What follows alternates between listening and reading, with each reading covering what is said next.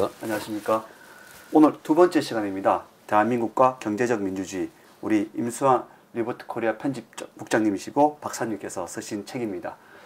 지난 시간에 저희들이 서론 정도만 얘기를 하고 시간이 좀 많이 지체됐던 이유가 중간에 행사들이 좀 많았습니다. 좀 긴 시간이었는데 기다리신 시청자분들이 좀 죄송스럽게 생각을 하고요. 오늘 또 이 말씀 또 듣도록 하겠습니다. 박사님, 이 책을 제가 이렇게 보니까 네. 저희들이 알고 있는 경제적, 정치적인 이런 그 갈래라고 해야 됩니까? 네. 이 갈래가 아닌 경제적으로 이렇게 갈래를 해놓으셨더라고요. 네. 그러니까 뭐 자유주의, 또 우리가 알고 있는 마르크스주의, 네. 또 뭐 중경주의. 네. 중경주의는 좀 생소했습니다. 네. 그 부분은 아마 다음 시간에 아마 말씀을 해주실 거예요. 오늘 그 마지막 부분에 좀 좀 그런 게 있으니까. 네. 알겠습니다. PPT 자료 보면서 조금 말씀 나눌 수 있도록 그렇게 하도록 하겠습니다. 그 경제적 민주주의라는 것을 지난 시간에 간략하게 여러분들께 설명을 드렸습니다.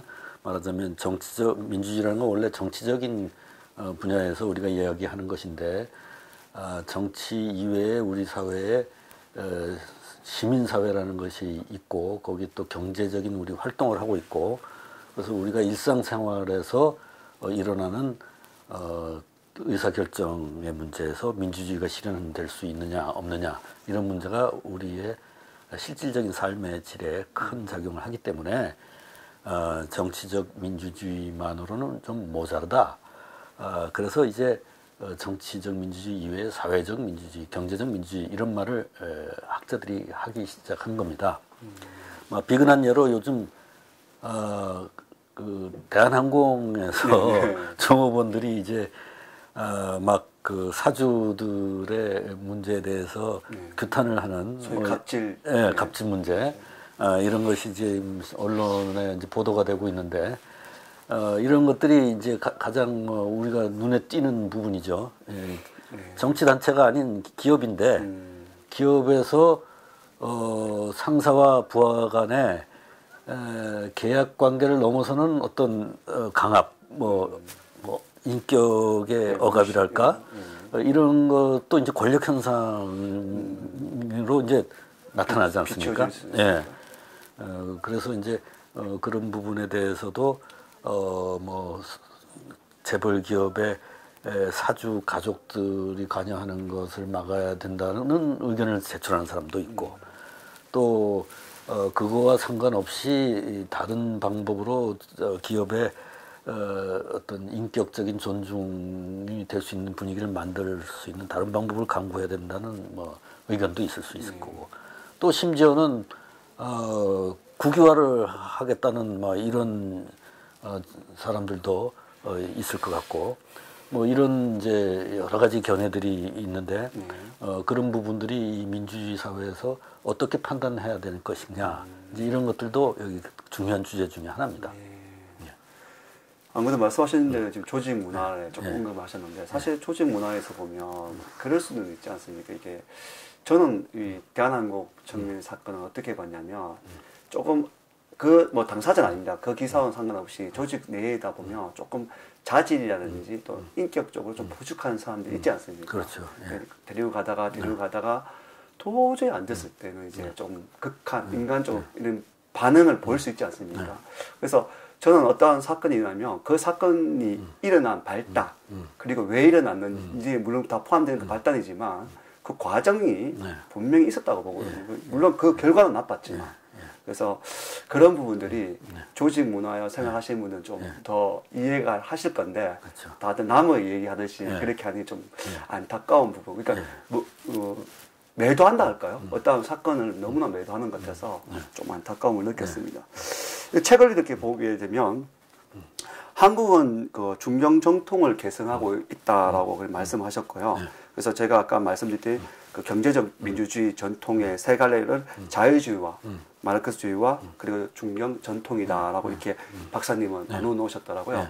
우선 자유주의부터 한번 설명을 좀 부탁드리겠습니다. 자, 우선 그 이야기를 들어가기 전에 우리나라는 이제 온건한 노선의 경제적 민주주의를 채택했다고 제가 지난 시간에 말씀을 드렸는데, 이 지도를 보면 이제 여기 우리나라가 있고, 우리나라 북방에 이제 대륙이 아시아 대륙이 있는데 이 아시아 대륙에는 전부 다 마르크시스트 계통의 과격한 경제적 민주주의를 과격하게 추구했던 나라들입니다. 러시아, 중국, 몽골 다. 그리고 이 해양 쪽으로 가면 일본이나 또는 그 저쪽 편으로 이제 미국이라든가 이쪽에 해양에 있는 나라들은 자유주의적으로 경제적 민주주의를 자유주의적으로 접근했던 나라입니다. 그러니까 온건한 쪽이죠. 그러면 이제 중간에 있는 반도에 있는 한국은 그 뭐 어느 쪽으로 치중할 것이냐 여기에 대해서 이제 뭐 여러 가지 의견이 있겠습니다만은 우리나라는 적어도 이 남쪽 부분은 건국을 할 때 온건한 노선으로 갔고 그 북쪽에 있는 북한은 과격한 노선으로 가서 지금 현재 저런 전체주의적인 억압 구조가 이제 북한에 형성됐고 남쪽에서는 개인의 자유에 기반한 경제가 형성돼 있습니다. 그래서 이 온건한 노선이냐 과격한 노선이냐라는 것이 지정학적으로 중요한 이제 하나의 그 지형을 형성하고 있고 그래서 이제 한국이라는 나라는 아시아 대륙에 붙어 있는 나라로서는 유일하게 이 온건한 노선으로 성공을 한 그런 케이스라는 겁니다. 그래서 이제 이것이 한국이 온건한 노선으로 경제 개발에 성공한 지정학적인 중요성이 또 있습니다. 그 다음에 이제 우리 나지훈 기자 말씀드린 것처럼 자유주의 전통, 마크스 전통, 그 다음에 중경 전통 이 세 가지로 이제 제가 전체적으로 나누었는데 처음에는 온건한 전통과 과격한 전통 이 두 가지로 말씀을 드렸는데 지금 여기서 이제 세 가지로 하는 이유가 온건한 노선이 전형적으로 서유럽에서 일어난 자유주의 전통이고 그 다음에 과격한 노선은 소련, 중국에서 채택했던 마크스주의 전통입니다. 그런데 한국의 경우에는 두 전통보다 이제 뒤늦게 나라를 세웠고 그러다 보니까 자유주의 전통의 일부분 또 과격한 전통의 일부분이 좀 섞여 있습니다. 그래서 이제 그것이 특징적인 방법으로 섞여 있기 때문에 따로 떼서 중경 전통이라고 얘기를 하는 겁니다. 자유주의 전통하고 정확하게 일치하지 않고 마크스 전통과 또 정확하게 일치하지 않지만 전체적으로는 온건한 방향이다. 왜 온건한 방향이라고 얘기하냐면 마크스 전통의 경제적 민주주의는 계급 투쟁을 선동을 하고 계급 투쟁을 통해서 평등을 추구한다 이겁니다. 그 사회 전체가 하나의 혁명의 소용돌이를 겪게 되는 거죠. 그런데 자유주의 전통은 계급 혁명을 부인합니다. 말하자면 기업이 크고 자본이 발달하면 노동자들에게도 혜택이 간다 이런 입장이죠. 그런데 우리가 따랐던 방법, 제가 중경 전통이라고 제가 이름을 붙인 그 방법은 사회주의적인 제도를 많이 도입을 하긴 했지만 그것이 계급 투쟁을 위해서 도입한 것이 아니라 계급 투쟁을 막기 위해서 도입을 했습니다. 그러니까 우리가 자유주의 전통의 나라들이 이제 대표적으로 영국, 미국, 프랑스 이런 나라들인데 그런 나라들이 처음에 근대화를 시작했을 때는 소련이 없었습니다. 그리고 그 사람들한테 중요한 문제는 왕권의 억압으로부터 벗어나는 게 중요한 문제였어요. 그래서 시민혁명이라는 왕권의 억압으로부터 저항을 하면서 개인의 권리 자유를 찾기 위한 그러한 운동으로 시작을 한 겁니다. 그런데 우리나라가 독립을 할 때는 왕권은 이미 없어졌어요. 조선 왕조는 일본한테 패망해서 없어졌고 일본의 그 천황은 또 미군한테 패망을 해갖고 물러가고 없었다고요. 그 다음에 여기를 이제 소련군과 미군이 들어와서 분할 점령을 했는데 적어도 남쪽에는 미군이라는 그 미군정이라는 거는 그 자체가 공화정의 군대였기 때문에 이 나라를 뭐 차지하려고 그런 것도 아니고 자기가 여기에서 어떤 억압적인 통치를 꿈꾸지 않았어요. 그렇기 때문에 어떤 왕권으로부터의 억압은 이미 해소된 상태에서 45년부터 우리는 그 해소된 상태에 들어갔고 그 3년 후에 독립을 한 거거든요. 그러니까 그 3년 후에 독립을 할 때 자유를 억압하는 무서운 그 두려운 존재는 왕권이 아니라 공산당이었어요. 그걸 이승만 대통령이 정확하게 꿰뚫어 보시고 공산당이 자유를 위협한다. 그러니까 공산당의 독재로부터 이 나라를 방어하면서 공화국을 세워야 된다. 이렇게 하셨기 때문에 공산당으로부터 이 나라의 자유를 지키려면 그들의 계급혁명 선동을 막아야 돼요. 그 계급혁명 선동을 막기 위해서는 그들이 주장하는 사회적 평등을 조성하기 위한 사회주의적인 제도들을 미리 우리가 채택을 해서 실시를 해버린 거죠. 그 대표적인 것이 이제 중요 산업을 갖다 국공용으로 운영을 했고 그 다음에 농지개혁을 한 겁니다. 이 두 가지는 사회주의자들이 맨날 선동을 하던 하나의 그 부의 재분배에 속하는 것들인데 그것을 공화국에서 먼저 해버린다 이거죠. 우리 대한민국에서. 그러니까 우리는 이미 평등한 나라니까 공산주의자들 너희들 필요 없다. 더 이상 우리는 계급혁명이 필요 없다. 평등한 상태에서 우리는 지금부터 근대화를 시작한다. 이렇게 한 거기 때문에 온건한 노선이었다고 제가 분류를 하는 겁니다. 그런데 이제 그 안에 사회주의적인 요소가 섞여 있기 때문에 많은 사람들이 거기에 대해서 오해를 하고 있어요. 우리나라가 원래는 사회주의로 가야 되는 나라인데 미국 때문에 할 수 없이 자유주의로 갔다. 이런 식으로 하면서 지금 청와대에 있는 사람들이 역사를 바로잡겠다 그러면서 대한민국 자체를 인정을 안 하고 건국 70주년을 갖다 지금 무시하고 깔아뭉개고 있는 겁니다. 자, 그러면 이제 이런 전체적인 그러니까 배경은 구도가 이제 그렇게 됩니다. 또 뭐 뭐 지금 자유주의 전통에 보면 케인즈가 얘기했던 이제 것은 이 부분에 대해서 한번 좀 말씀해 주시면 많은 도움이 되지 않겠나 싶습니다. 자유주의를 이야기하는데. 네. 자유주의 전통에서는 원래 이제 자유주의는 영국에서 17세기에 청교도 혁명과 명예혁명으로부터 해서 이제 쭉 발전해 온 제도이기 때문에 이 일반 대중이 투표권을 갖기 전에 이미 시작이 돼서 이제 진행되어 온 전통입니다.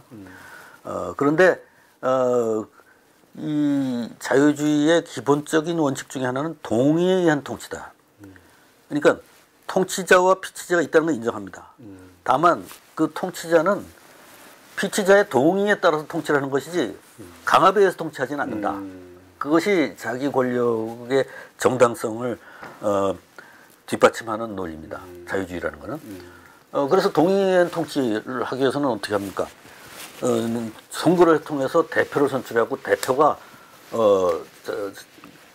가서 이제 의회에 가서 통치권을 행사하죠. 지금 우리 미국이나 우리나라나 그렇죠. 예.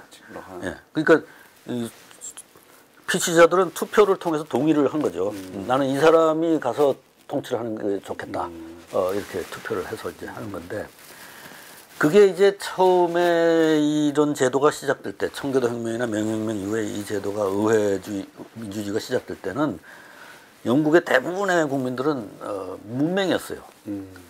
그리고 어떤 재산권도 별로 없었고 거의 무산자들이었고 이제 그 소수의 사람들이 기업가로서 이제 커서 그 사람들이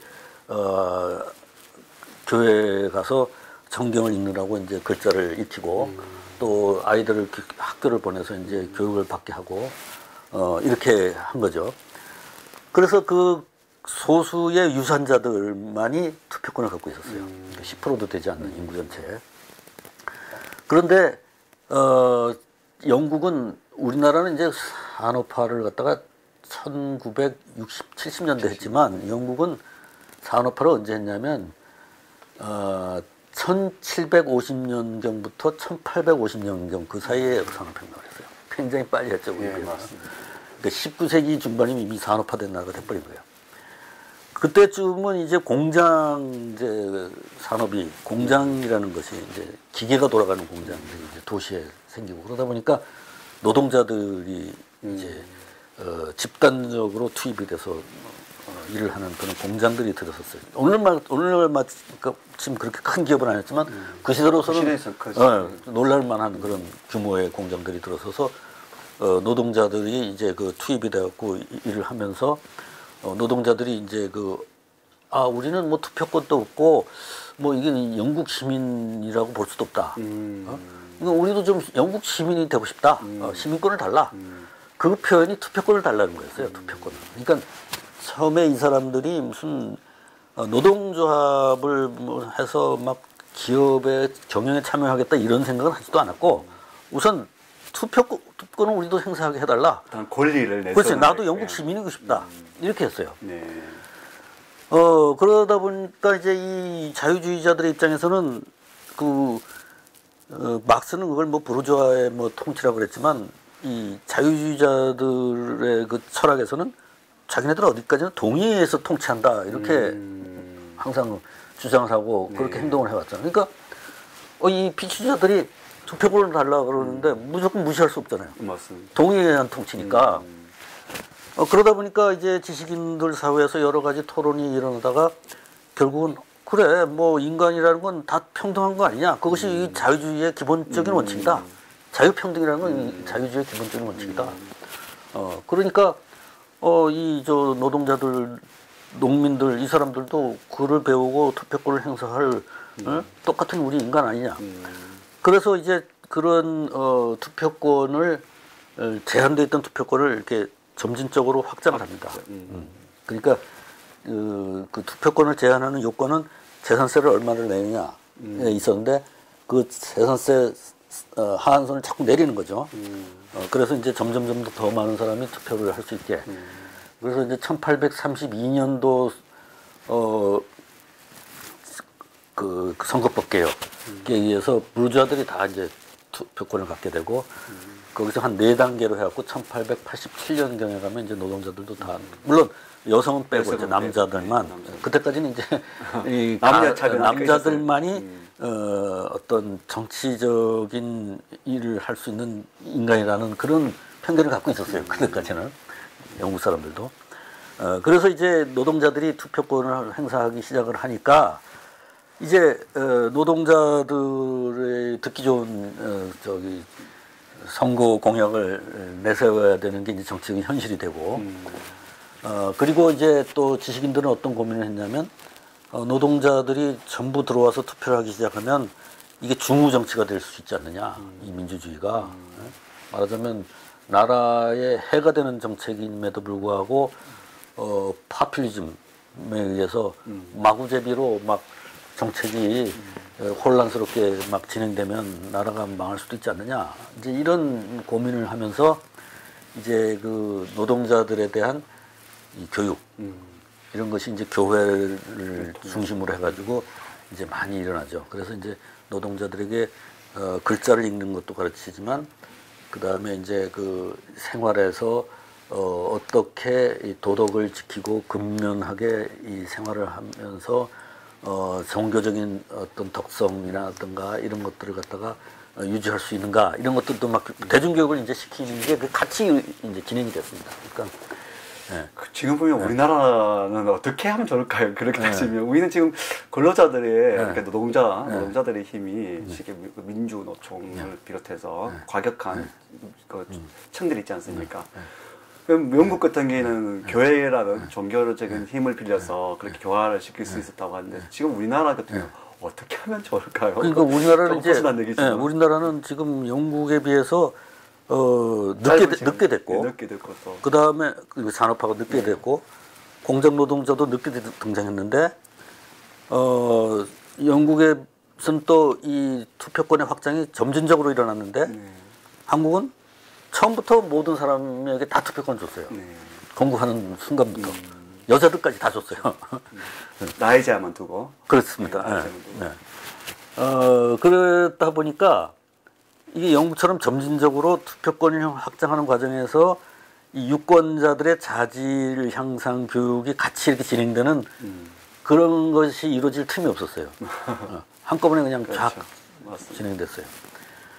그런데 그 대신에 처음에 그 헌법을 만든 사람들이 어떤 조항을 헌법에 넣었냐면 그 교육을 모든 사람들에게 교육 기회를 보장한다는 조항을 넣었어요.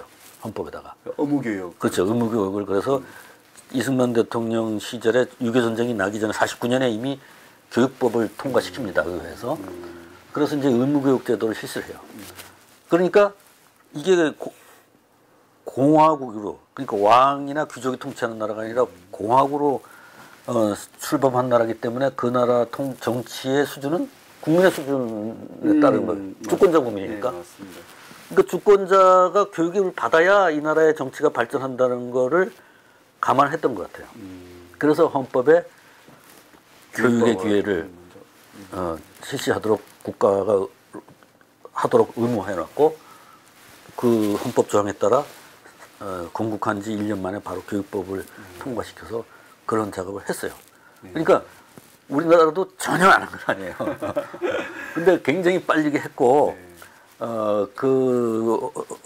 그리고 이제 너무 빨리 이렇게 경제적으로 성공하는 바람에 사람들이 이제 그 옛날에 그러한 과정이 있었다는 거를 모르죠. 그리고 그게 너무 짧은 시간에 막 벌어졌기 때문에 그걸 모르고 사람들은 다 공짜로 이루어진 줄 알고 있어요. 지금 나는 날 때부터 이거 다 타고난 거야 이렇게 생각을 하는데 사실은 우리나라도 해방 직후에는 문맹률이 엄청 높았다고 돼 있어요. 뭐 일반적으로 알기로는 80%라는 설이 돌아다니고 있는데 더 될 것 같은데. 그게 뭐 어느 정도 우리가 확인할 수 있는 데이터가 그거조차 그렇게 많지 않아요. 왜냐하면 그 전에는 일본말을 강요했으니까 외정 시대에는 네, 맞습니다. 그러니까 한글을 몇 프로가 쓸 수 있는지 조사도 안 했을 거 아닙니까? 근데 이제 갑자기 45년도부터 한글을 우리가 우리말을 쓰기 시작했으니까 한글 배울 기회가 없었죠. 외정 때. 그러니까 문맹률이 높았을 거예요. 그런데 이제 그래도 미군정 3년 동안 굉장히 교육에 투자를 하고 한글이 또 배우기가 쉬워서 그 사이에 문맹률이 많이 낮아진 걸로 알고 있는데 그래도 한 50%는 문맹이었던 걸로 지금 대충 통계가 나오고 있습니다. 그러니까 그때부터 지금까지 일어난 그 어떤 사회 국가 제도에 의해서 일어난 발전에 대해서 사람들은 너무나 우리가 빨리 모든 것을 한꺼번에 해치웠기 때문에 잘 이제 생각을 못 하고 있는데 그래서 이제 우리가 이런 걸 한번 역사적으로 되짚어 볼 필요가 있는 거죠. 분명히 있습니다. 사회라는 건 이런 단계를 거쳐서 발전한다는 것이 영국의 경우를 보면 우리가 그 모델로 알 수 있는 거고 우리는 영국이 거쳤던 것을 우리는 압축적으로 한꺼번에 거쳤던 때문에 우리도 급작스럽게 하긴 했지만 사실 그 하나하나의 요소는 그 안에 있었던 거죠. 물론 결여된 것들도 있겠지만 어쨌든 이렇게 해서 이제 자유주의 전통에서는 이 글자를 모르던 민중들이 투표권을 획득하고 교육을 받아서 글을 읽을 수 있게 되고 그리고 그들에게 이제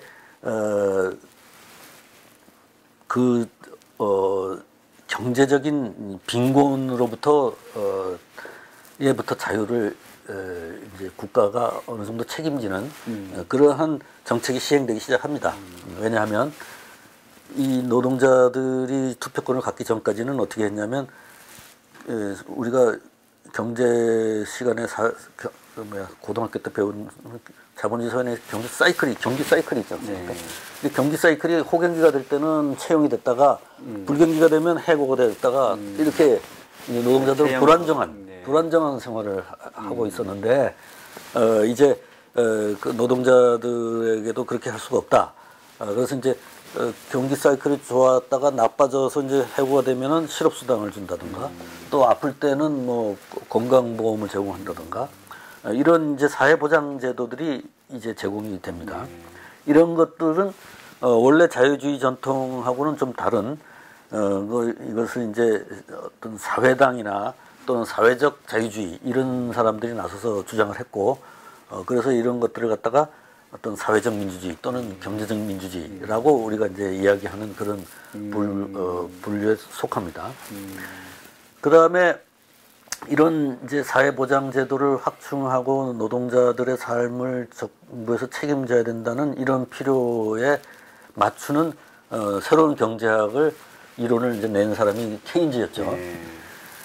그런데 이제 케인즈라는 사람 참 재밌는 사람이라서 상당히 그 사회주의적인 아이디어에도 매력을 느끼면서도 기본적으로는 시장 경제에다가 그 사회주의적인 어떤 요소들을 갖다가 접목시켜서 양쪽을 공존시키는 그런 이론을 갖고 제시를 했지. 갑자기 막 기업을 국유화한다던가 이런 식으로 과격하게 생각하지 않았어요. 왜 그렇게 생각했냐면 이 사람이 뭐 단순히 어떤 성향 때문에 그런 게 아니라 자기는 분명히 논리적으로 설명을 해요. 뭐냐면 합자기업이라는 것. 합자기업이라는 게 이제 요즘으로 쉽게 말하면 합자기업 대표가 이제 주식회사입니다. 네. 주식회사는 이제 기본 우리나라에서는 이제 대재벌들이 어떤 기업가 가문하고 이렇게 거의 삼성이면 뭐 어느 가문, 뭐 LG면 어느 가문 이렇게 돼 있지만 기본적으로 주식회사의 전형적인 모델은 주식을 많이 가지고 있는 사람이 언제든지 그렇죠. 변할 수 있는 그렇죠. 그런 거잖아요. 네. 그리고 주인이 따로 없고 주주가 다중의 주주가 모여서 회사를 설립을 하고 그런데 다중의 주주가 모이면 큰 자본이 형성이 되니까 그걸 가지고 큰 투자를 해서 이제 그 기업을 이제 이끌어 나가는데 그러다 보면 주주가 있는데 주주는 많은 사람이 있고 그 많은 사람이 가서 경영을 할 수는 없으니까 경영을 잘하는 에리트를 전문 경영인을 뽑아서 자기네 선출해가지고 그 사람한테 맡기지 않습니까? 맡기고 이제 감사를 해서 이제 감시를 하고 주주총회에서 성과를 평가를 하고 그래서 이 사람을 계속 시킬 건지 바꿀 것인지 그렇죠. 이렇게 하지 않습니까? 이런 구조의 합자기업들의 경우는 이게 그 전에 우리가 갖고 있던 소규모의 가족회사하고 굉장히 다르게 돌아가더라고요. 구조적으로. 이런 기업들은 이 개인주의적인 사기업, 가족기업 이런 경우처럼 막 그 종업원들하고 막 그 저녁 늦게까지 일을 해서 세일즈 볼륨을 더 늘리고 막 이렇게 생각하기보다는 효율적으로 투자를 해서 효율적으로 이윤을 만들어낸다고 생각을 하고 종업원이나 그 경영자나 다 그 주인이 아니기 때문에 그 기업의 어떤 그 단기적인 어떤 이익이나 이런 것보다도 기업이 덩치가 크니까 사회적인 갈등을 회피하는 그러니까 내 이익이 조금 기업의 이익이 조금 손실이 오더라도 사회로부터의 그 어떤 평판 이런 거를 상실하면 그렇죠. 그 큰 기업이 몰락하는 거죠. 하루아침에. 그러면 뭐 어마어마한 사람이 피해를 보잖아요. 그러니까 그건 아무튼 규모가 커지면서 그렇게 됐겠죠. 규모가 커졌기 때문에 이 동네에 있는 조그마한 사기업과는 다르게 행동한다. 다르게. 장기적으로 보고 사회 전체의 이익과 자기의 이익을 결합시켜서 하모나이즈 하려는 그런 경향을 보이더라고요. 그래서 공기업하고 하는 행동이 공기업과 사기업의 행동이 차이가 점점 줄어들더라. 기업의 규모가 커지니까. 그러니까 이제 그게 우리나라에는 전력회사 같은 건 다 공기업으로 돼 있으니까 이제 이게 잘 이해하기가 어려운데 영국이나 미국에서는 전력을 사기업들이 처음에 다 공급했거든요. 뭐 수도 뭐 다 사기업이 했단 말입니다. 철도 이런 거. 그러면 철도 회사 같은 거 막 어마어마한 규모였어요. 지금은 뭐 비행기도 있고 뭐 했지만 그 당시에는 철도라는 거는 막 괴물같이 큰 기업이 갑자기 등장한 거였어요. 또 전력 공급 회사도 마찬가지야. 이런 회사는 사기업이지만 갑자기 뭐 전력을 공급하다가 어느 날 기분 나쁘다고 어느 쪽 그 사업을 접겠다 그러면서 전력을 끊어버린다든가 이렇게 되면 막 사회 여론이 들끓어가지고 자기 기업이 큰 타격을 입기 때문에 혼란이 또 오니까. 그렇습니다. 사회가 혼란이 되면 자기 기업도 망하는 거니까 그렇게 자기 기분대로 행동하지 않고 공기업처럼 행동하더라 이거예요. 그것이 어떤 일정한 기업의 연조 나이, 그다음에 규모가 어떤 수준에 도달하면 공기업처럼 되더라. 그래서 이걸 대기업의 사회화 경향이다 이렇게 생각을 했어요. 현재 지금 우리나라도 좀 이렇게 가고 있는 실정이 좀 그렇지 않습니까? 우리나라도 대기업들이 사실은 자기네들 마음대로 못하죠. 항상 이렇게 기업 이미지를 항상 생각을 하고 또 정부에서 뭐 올림픽을 한다든가 그러면 항상 거기 협조를 하고.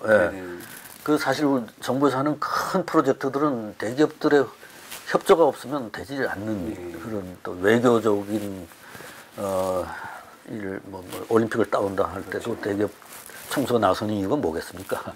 그 사람이 많은 조직을 갖고 있기 때문에 직원들을 도용을 할 수 있고 그 사람들 월급을 줄 수 있고 또 여러 가지 돈을 자금 필요한 거를 조달할 수 있으니까 그 사람들을 활용하는 거 아니에요? 그래서 우리나라 기업들은 사실은 굉장히 국가 경영에 기여를 많이 하는 기업들입니다. 다른 나라 기업에 비교해서도. 그런데도 불구하고 나중에 요건 또 바가지로 얻어먹고. 지금 뭐 사실은 박근혜 대통령도 좀 그걸 따지면 사실은 보편적인 하나의 관례인데 그거를 지금 딱 꽂아내서 거기 잘못되어 있다는 것만 부각을 시키는. 그래서 이제 그렇게 박근혜 대통령이 하는 사업, 체육 사업이나 이런데 대기업이 협조했다고 그래서 그걸 막 법적으로 재단을 해놓고 이번 정부도 들어와서 저기 평창 올림픽 할 때 역시 대기업들 불러가지고 표 사라, 뭐 후원해라 다 요구해서 했어요. 예, 맞습니다.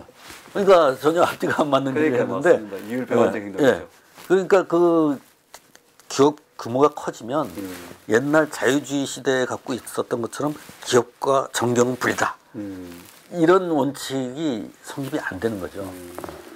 미국에서도 2008년에 그 리만 브로더스 사태가 일어나고 금융위기가 터졌을 때 GM이 도산 위기에 맞습니다. 그때 뭐 여러 대기업들이 그랬죠. 그때 어떻게 했습니까? 정부에서 다 살려줬잖아요. 네, 올라가는 거 뭐 심지어 GM 그 회장이 헬기 타고 왔다고 다시 올라가고 그렇게 하지 않습니까? 그런 현상이 미국에서도 벌어졌잖아요. 맞아요, 맞습니다. 그리고 그 기업들 죽는 거 그냥 놔두고 보지 못했어요. 다 지원해서 살려줬어요. 그렇죠. 공적 자금이 들어가고. 그 다음에 그 대규모 금융기업들, 금융사들 다 살아났잖아요. 네, 맞습니다. 정부 돈으로, 정부 돈으로. 공적 자금이 들어간 거죠. 다 들어갔어요. 네. 이게 폐단 우리나라만 있는 게 그건 아니에요. 아니에요. 지금 우리 국민들의 어떤 교육 수준에 비해서 그런 경제적인 지식은 그런 바탕이 좀 낮아서 오늘날 같은 이런 현상이 오지 않는가라는 게 좀 안타깝습니다. 개인적으로는. 이게 이제 대기업이 이렇게 커지다 보면 작은 시대와는 차원이 다른 상황으로 벌어진다. 그래서 이게 사회화하는 경향이다. 이렇게 케인즈는 생각을 했어요. 이 이야기는 무슨 소리냐면 케인즈가 이제 그 대공황 이후에 어떤 그 정부가 개입을 해서 경제를 살려내기 위해서 정부가 개입을 하는 그런 정책을 합리화하는 이론을 냈잖아요. 그러니까 유효 수요 창출론이라 그래가지고 정부가 이제 세금을 가지고 그 예산을 가지고 투자를 하는 거죠. 공기업을 설립을 해갖고 그 TBA 같은 그 테네시 밸리 어소리티 같은 그 공기업을 미국 정부가 미국 같은 그런 사기업이 중심인 나라에서 공기업을 만들어가지고 거기서 댐을 만들어서 전력을 공급하는 그런 사업을 했잖아요. 그 전까지 미국에서는 전력 산업도 다 사기업이었어요.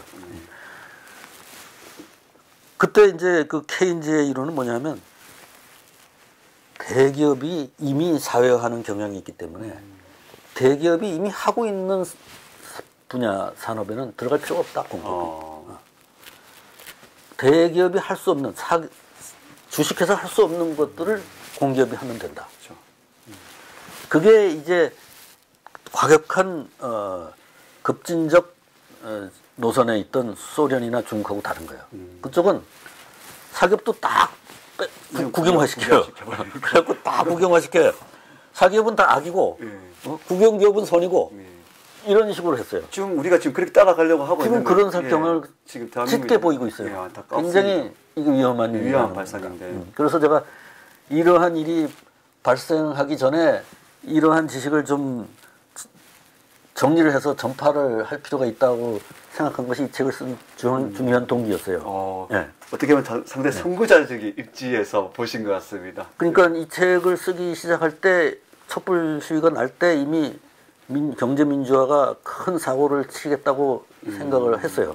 네. 예, 그래서 이제 저도 이렇게 정리를 이렇게 하다 보니까 저도 많이 공부를 하게 됐는데, 그래서 이제 자유주의 전통에서도 정부가 시장에 개입을 하고, 네.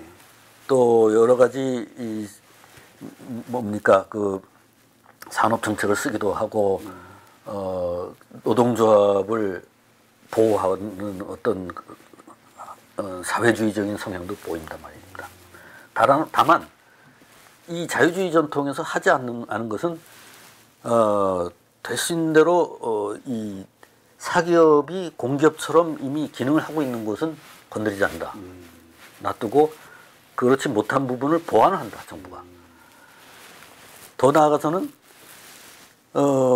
이 경제적 민주주의를 한다고 하면서 정치적인 민주주의를 훼손해서는 안 된다. 그러니까 언론의 자유라든가 법의 지배라든가 헌정주의 질서라든가 집회 결사의 자유라든가 이런 부분을 건드리면 이게 소탐 대실이다. 사회 전체가 이제 문명이 다 무너질 수가 있다. 그러니까 정치적인 민주주의를 보존하면서 그 한도 내에서 그 틀 내에서 빈자들, 노동자들의 권리를 보호하는 정책을 해나간다. 지금 상당히 중요한 말씀을 해주신 것 같아요. 이건 지금 지금 대한민국에 있는 문재인 주사파에게 꼭 말씀해 주시고 싶은 그런 얘기를 박사님께서 지금 해주신 것 같아요. 정말. 그러니까 이제 이런 방법으로 온건한 방법으로 하는 거는 경제적 민주주의를 하지만 경제적 민주주의가 정치적 민주주의를 대체해서는 안 된다. 침해해서도 안 된다. 정치적 민주주의를 보완해야 한다. 정치적 민주주의의 미흡한 점을 보완하기 위해서 경제적 민주주의가 있는 것이다. 그렇게 정책을 쓰기 위해서는 정치적 민주주의, 자유주의 전통에 대해서 잘 알고 있어야 돼요. 정치가들과 이 정책 이방가들이. 그렇죠. 그래서 아주 정교하게 정책을 이끌어 나가야 돼요. 그런데 이걸 갖다가 무조건 앞에 건 다 틀렸다. 적폐다. 그리고 이 새 걸로 갈아 끼워라. 이거는 참 무식한 사람들이 하는 짓이에요. 왜냐하면 지금까지 우리 조상들이 많은 성취를 해놨는데 그걸 다 무시한단 말이에요? 그럼 자기는 어디서 나타난 자식이야? 그거 다 적폐라고? 그러면 우리가 어떻게 해서 해방 직후에 해방 되기 전까지 외정시대 노예로 살다가 지금 이렇게 우리 권리를 모든 사람이 주장할 수 있을 정도로 자유로운 사회가 됐는데 이게 그러면 하루아침에 하늘에 떨어졌나? 네. 절대로 그렇게 할 수 없는 겁니다. 네. 그걸 다 무시하고 나면은 정말 대혼란이 오는 거죠. 문명의 전통이 다 무너지고. 그래서 이제 이것이 자유주의 전통의 하나의 개념입니다. 자유주의 전통에서 경제적 민주주의가 일어나는. 이게 오늘 말씀 중에 자유주의 전통이 좀 길었던 게 이게 현재 우리나라 대한민국에서 취하고 있는 경제적 방법이기 때문에 이게 길었고요. 사실 이 책을 읽어보시면 아시겠지만 하나의 대학 교재로서도 정말 무방비할 정도로 이건 너무 좋은 거예요. 이게 사실 제가 정말 그때 우스갯 말씀했지만은 각 대학에서 정말 학부생, 교양학부의 필수 과목으로 해서 정말 정식 무장이 제대로 되어서 사회에 나오면 지금과 같은 이런 불안한 이런 갈등의 요소가 많이 해소되지 않을까라는 생각을 제 나름대로 많이 가졌다고 그때 말씀을 드린 적이 있었는데 정말 오늘 또 너무나 쉽게 사실 딱딱한 분 얘기거든요. 상당히 딱딱한 얘기를 너무나 쉽게 잘 말씀해 주셔서 이제 우리 진행자분께서 이렇게 현실 문제하고 이렇게 비교를 제시를 하셔서 그 얘기를 하다 보니까 이제 이야기가 길어지고 진도가 늦어졌는데 그렇게 해서 오히려 더 얘기는 재밌어지고. 네, 맞아요. 그렇게 또 해야 왜냐면 현실을 무시한 또 그러면 또 안 되니까 제가 좀 시기적절하게 좀 혼합하면서 여쭤보도록 하겠습니다. 이게 단순히 영국의 얘기가 아니라 이걸 통해서 우리 얘기를 할 수 있으니까. 얘기를 하고 비교를 하니까 사실 아까 말씀 중에 그런 말씀하셨잖아요. 이 지식권은 이러한 부분의 제도적인 부분, 그러니까 아까 정치적인 민주주의와 경제적인 민주주의를 잘 분류해서 서로가 침범하지 않고 보완할 수 있도록 해야 되는 그런 교육이 이 대한민국에서는 좀 부족하지 않았나. 오히려 뭐 민주주의하면 정치적 민주주의만 부각시켰고 경제적 민주주의는 그냥 억압하면 되면, 물론 또 그런 이유가 아까 말씀 중에도 말씀했지만 대기업들이 좀 국유화식으로 되다 보니까 참여도가 많다 보니까 그렇게 된 것 같은데, 그게 이제 우리나라가 발전해온 역사에서 일어난 산물이죠. 역사적인 산물이고 특징이고. 근데 그걸 무조건 서구의 거하고 다르니까 이건 틀렸다, 적폐다 이렇게 볼 수는 없다는 거죠. 그렇죠. 그 얘기는, 과거의 길이니까. 그 얘기는 제가 이제 중경 전통을 이야기할 때 이제 더 자세하게 얘기할 또 수 말씀을 할까. 예. 지금 마지막으로 이제 마르크스주의 전통, 좀 과격한 전통. 그거까지 좀 하면 너무 길어질 것 같나요? 알겠습니다. 그럼 마르크스주의 전통은 다음 시간에 하도록 하겠습니다. 오늘 긴 말씀 너무 고마웠고요. 저희 이 책 한번 가시면 교보문고나 인터넷 대형 서점 다 있습니다. 한번 보시고요. 대한민국과 경제적 민주주의 같이 펼치면서 강의 들으시면 큰 도움이 될 것 같습니다. 네, 오늘 좋은 말씀 고맙습니다. 고맙습니다. 네.